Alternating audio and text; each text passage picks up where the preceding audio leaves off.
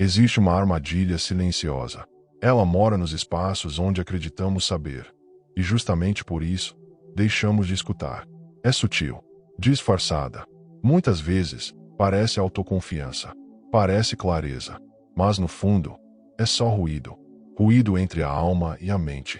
Ruído entre quem somos e quem pensamos que somos. Por que será que quanto menos sabemos, mais seguros nos sentimos? Por que a ignorância, essa ausência de profundidade, se veste com tanta convicção? É sobre isso que trata o efeito Dunning-Kruger. Um paradoxo psicológico que nos desafia, porque ele mostra que a incompetência não apenas limita o saber. Ela distorce a nossa percepção sobre o quanto sabemos. E mais do que isso, ela infla o ego, enquanto silencia a alma. Mas isso não é só psicológico. É vibracional. É espiritual. Porque quando a mente se desconecta da alma, ela se agarra a qualquer certeza para se sentir viva. Mesmo que essa certeza seja uma ilusão. Mesmo que essa ilusão afaste você da sua verdade mais profunda. Sócrates, o homem mais sábio de Atenas, dizia: "Tudo o que sei é que nada sei." Essa frase não era um gesto de humildade apenas intelectual.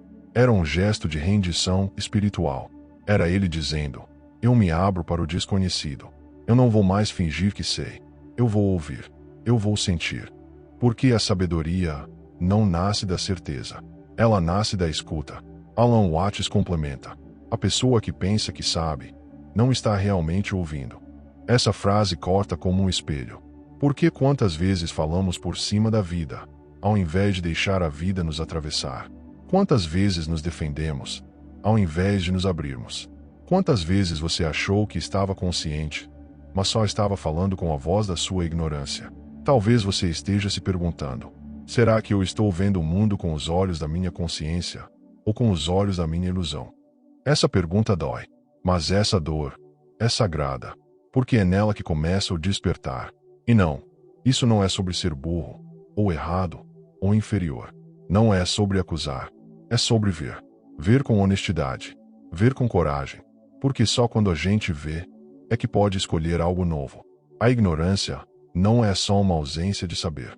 É um estado emocional. É uma energia. É uma defesa inconsciente contra o mistério. Contra a insegurança. Contra o não controle.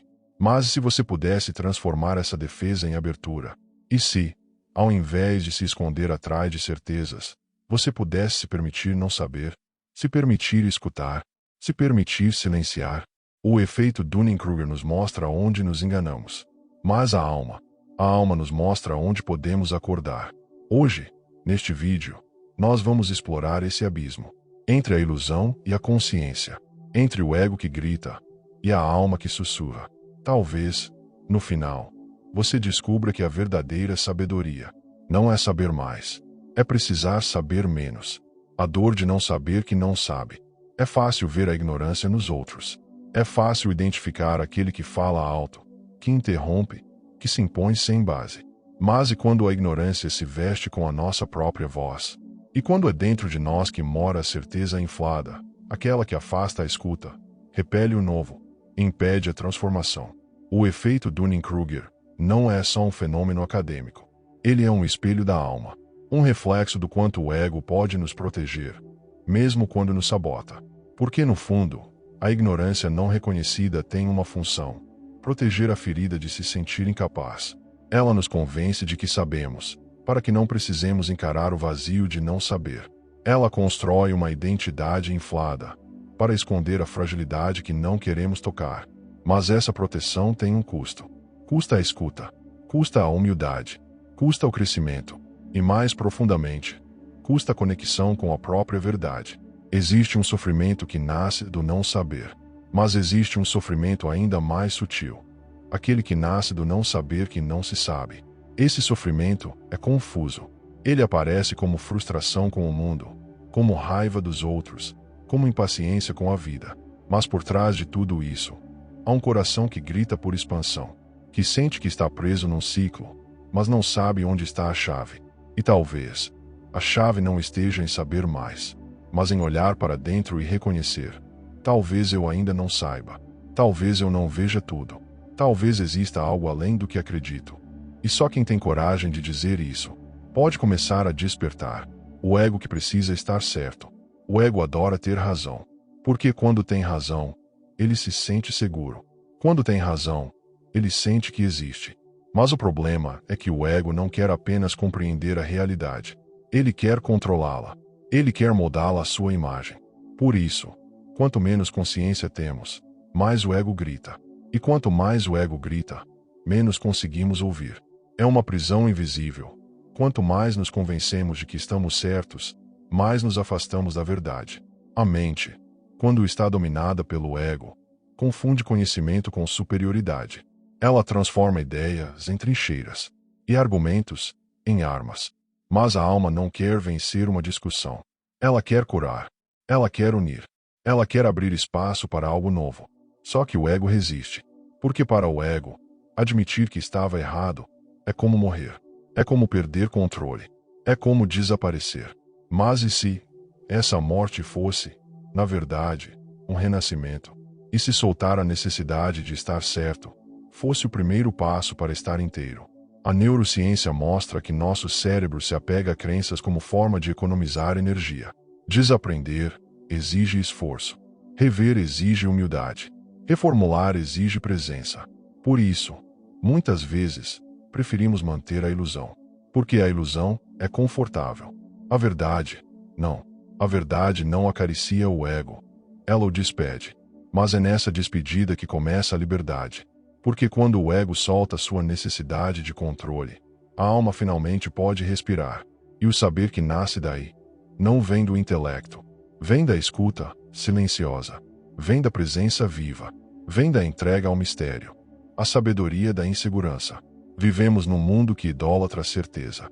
Que recompensa quem fala com firmeza, mesmo que fale sem profundidade.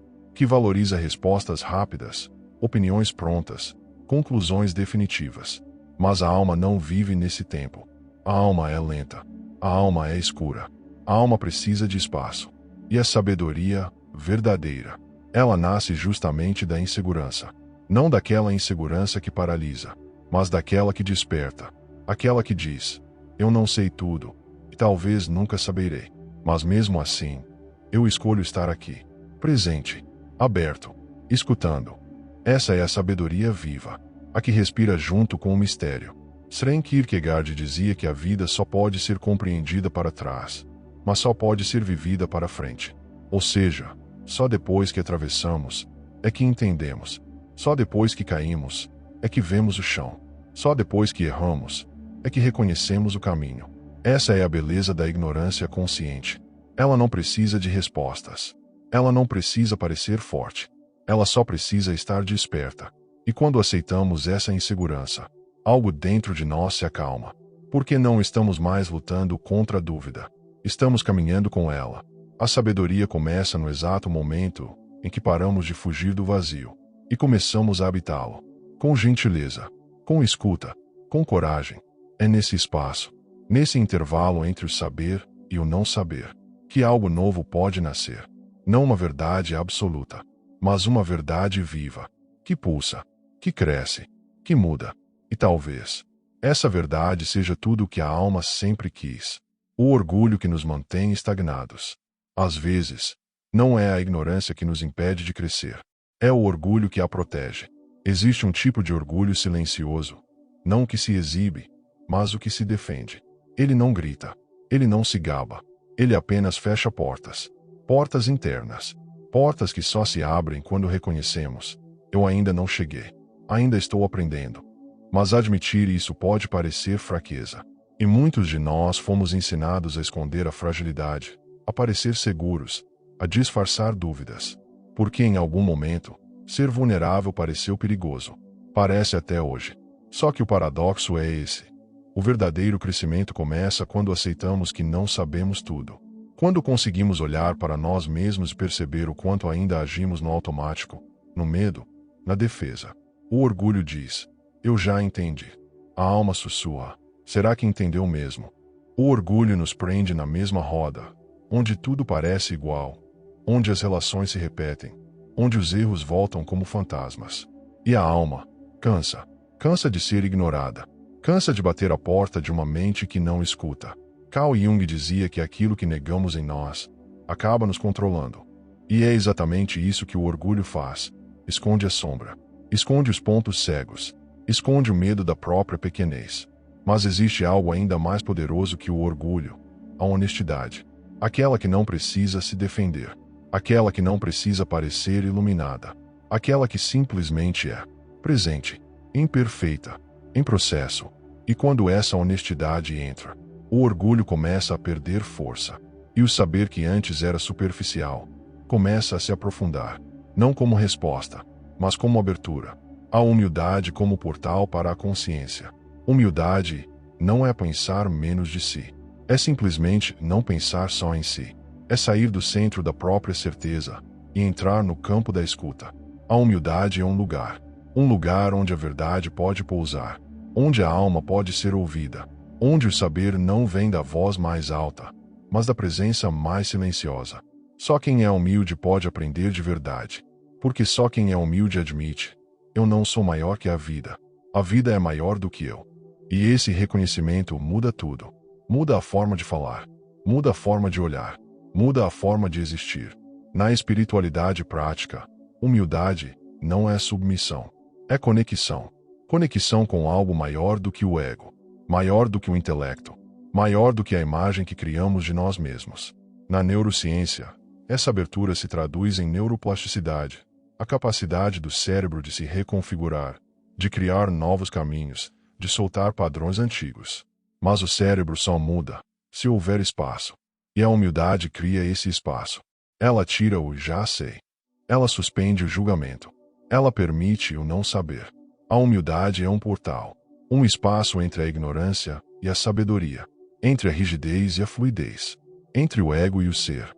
E quando atravessamos esse portal, algo em nós se silencia.